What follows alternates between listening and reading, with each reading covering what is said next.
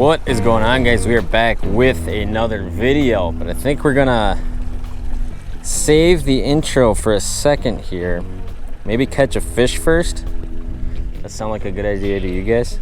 It's kind of been one of those days. I've been fishing a whole bunch of different ways, catching a few fish doing that, a few fish doing this, but no groundbreaking options for an insane video. But yeah, let's catch a fish. Let's just catch a fish first. I think we're gonna go with trusty Hyper Rattle, a proven productive way which you guys know works.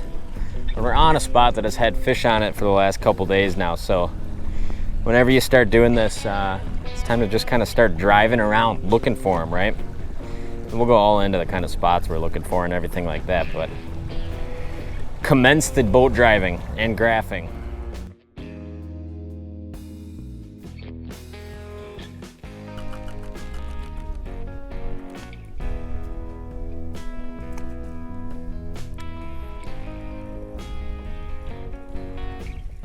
Straight down, huh?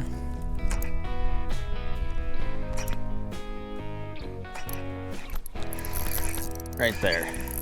Fish on. Oh man, that is just too much fun and never gets old. Look at this guy, he just didn't even fight. He's like, no, I'm good. I'll just let you scoop me up. Which is always a good idea when you're fishing with the Acme Hyper Rattle. I was actually doing a little pitching around, and big pod moved right under the boat. I'm not gonna complain about it when they do that. And it's just, every time I do that, every time, you know, you drive around, see a pod of fish, drop down, and it's just like immediate like that, it's almost like mind-blowing how cool and effective this style of fishing is. But yeah, we're kind of at a day where seemingly the best way to catch fish is a whole bunch of stuff we've already filmed already. So kind of instead of duplicating a whole bunch of stuff we've already done, I think we could probably shoot kind of a cool late summer kind of a lot of these big transition areas and a lot of these late summer areas where walleyes really group up. And it's something that's pretty much applicable no matter where you're gonna fish. And this late summer period, which this summer's gotta go down, it's just one of like the hottest, driest. It just seems like a lot of days where it's just so still and incredibly hot, and it's just throwing these fish into like this you know, kind of mid to late summer deal now that it's mid-July, and you know, it can be some difficult fishing, and a lot of times fish are more spread out this time of year. But today's video, we're gonna kind of go into a whole bunch of these summer areas, these late summer areas, maybe transitions off of larger spots, some deep basin areas, things like that, and how you can kind of look at them, what they're gonna look like on the hummingbird and all that kind of good stuff. Because ultimately, this is a time of year where it's really almost dominated by a lot of your down imaging and a lot of your sonar. You know, when you get fish deep, those are just two huge tools to use. So, you know, if you watch a lot of these videos in the past where it's a heavy side imaging or Mega 360 kind of concentration, this video is, you know, straight up cookie cutter. It's gonna be a lot of 2D stuff and a lot of sonar stuff. So stay tuned. Let's look at some deep water summer walleyes and what kind of spots they live on.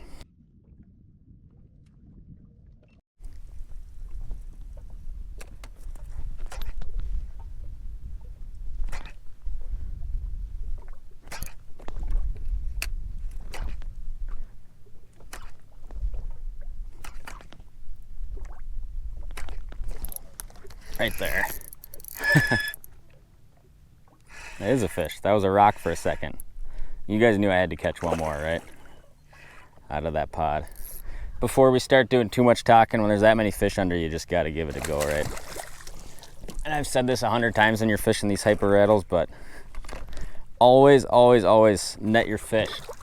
I've taken so many of this kind of bait to the body, to the face. They have, if you try to boat flip them on the Hyper Rattles, your jigging wraps and your shiver minnows, if that fish comes unpinned right at the side of the boat, that bait can end up on whatever is near it. There we go, there's another nice one. But we gotta quit catching them and talk about some actual walleye locations here. We're having too much fun right now though. Let's let that guy go. See you later, dude.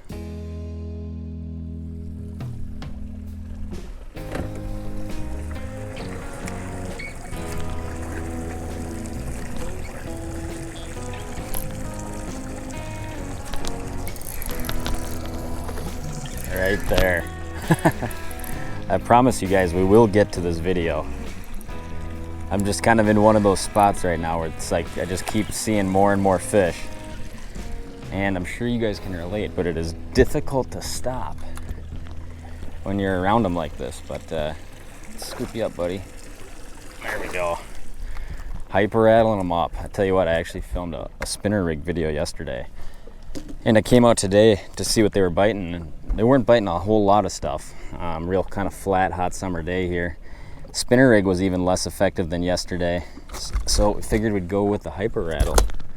And just been catching a pile of them today doing this. Super simple, just driving around a lot of these deep transitions, which we will soon talk about here. Man, he is hooked so good. Might need a pliers on this guy, actually. Come on out of there, buddy. Wow, he's just hooked in a part of his mouth where he can't get it out. All right, fine, we'll get a pliers quick. Have it your way, buddy.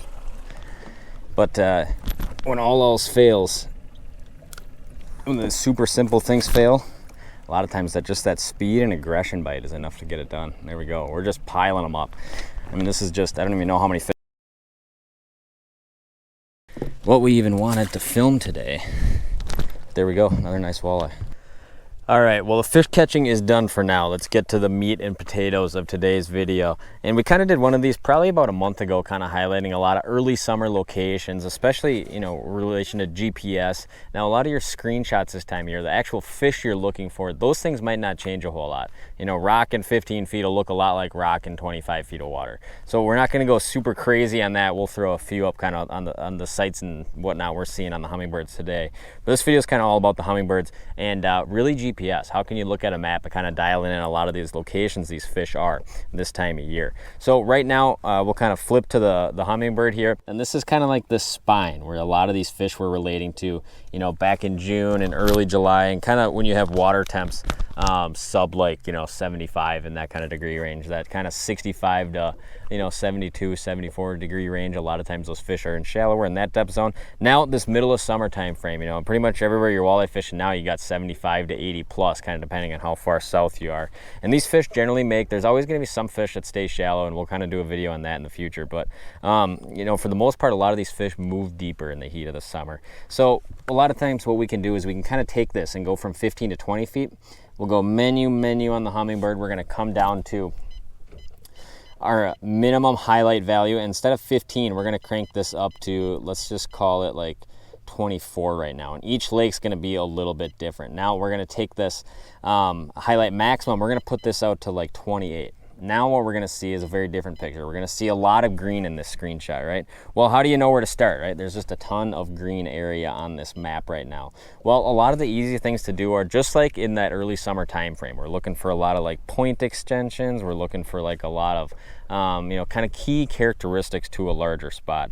And one thing you can do right away is like come around to spots that look something like this right here. You know, this is going to be an area that we want to focus on, tip of a point. You know, here's another one that actually extends out a little bit farther, and this is kind of one of those classic spots where you can see it kind of goes down from the main piece of structure, then comes back up to 28 feet right there. And those are a lot of times those key little knobs that these fish like to sit on. And a lot of times in the middle of summer, if you're fishing structure, you're looking at extensions, point extensions. So you might be catching a lot of those fish in 15 to 20 feet in June, early July.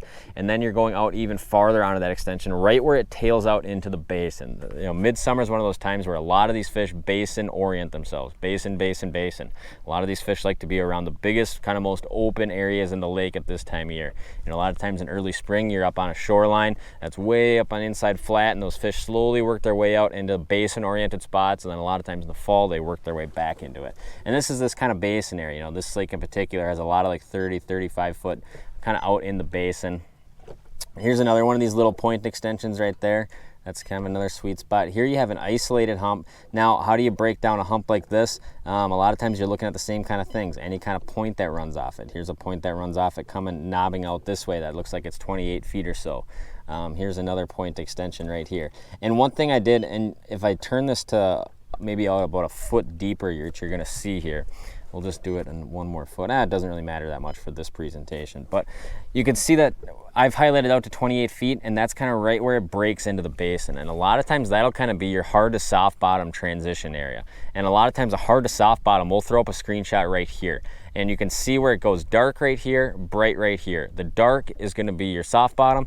the bright is going to be your hard bottom. And this is like a highway in the middle of summer. These fish love orienting themselves to this hard and soft bottom. And a lot of times it's a great area to troll because it's, you know, generally a very long, similarly depth piece of structure. But a lot of times, you know, you might have a lake that the whole basin is like 70 feet and that hard to soft bottom line might be at 40 feet.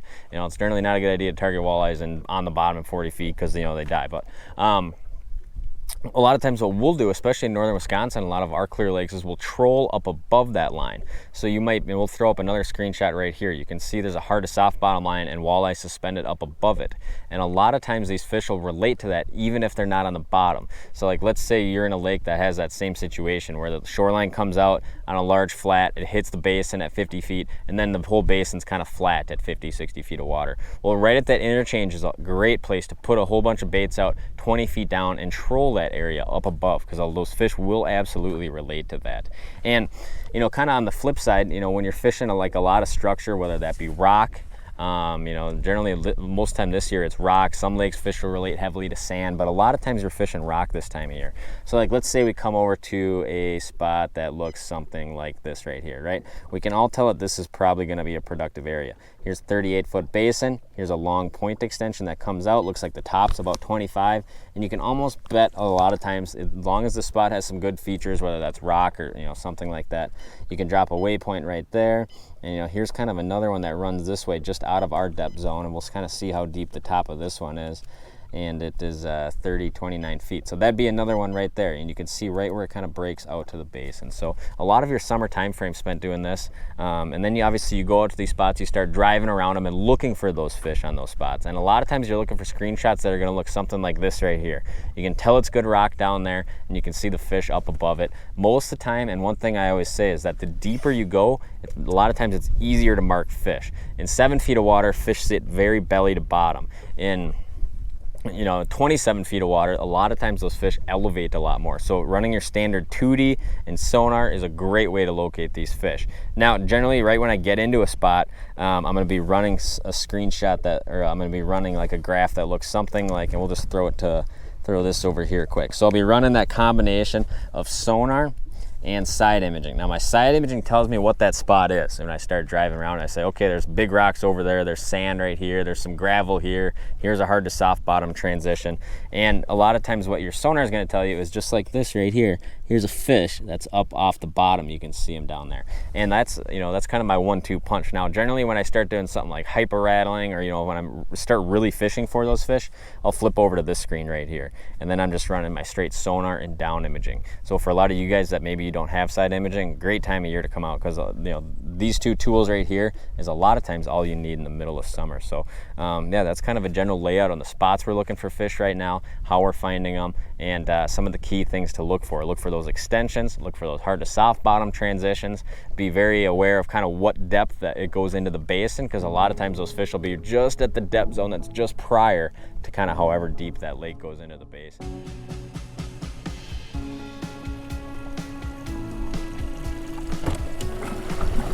Going down.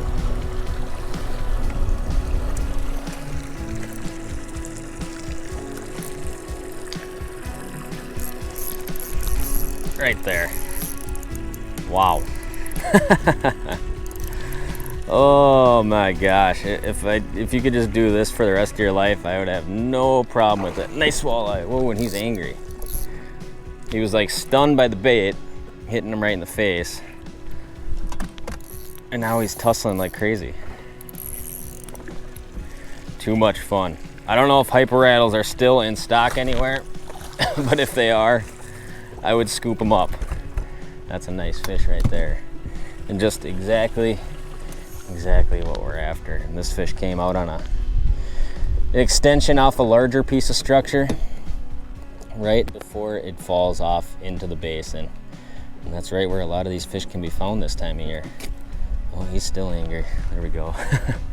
Awesome day out here just catching a pile of walleyes, hyper rattling. Too much fun. You guys can just see how absolutely deadly that effective that is.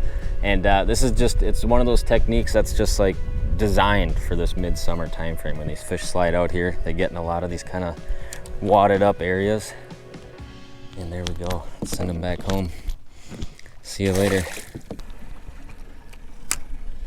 All right, well, that is gonna do it for today's video. I appreciate you guys watching this one. Just a quick little video, a few catches on the old Acme Hyper Rattle, and some summer walleye locations. And this is kind of be a lot of the locations that we'll be fishing for probably the next, you know, several weeks now for sure. Anyways, temps have definitely kind of hit their summer peak and it's penetrated all the way down. Just an incredibly hot, calm summer. I don't remember any summer season that's just been like, it seems like it's super hot every day and there's no wind. It's kind of bizarre, but hey, fish are still in the same spot. So like I said, thanks for watching this video. No idea what we're doing next. Actually, yeah, we kind of queued it up in this video. I think tomorrow we might go on a different lake and do like really shallow summer weed walleyes, a totally different type of thing.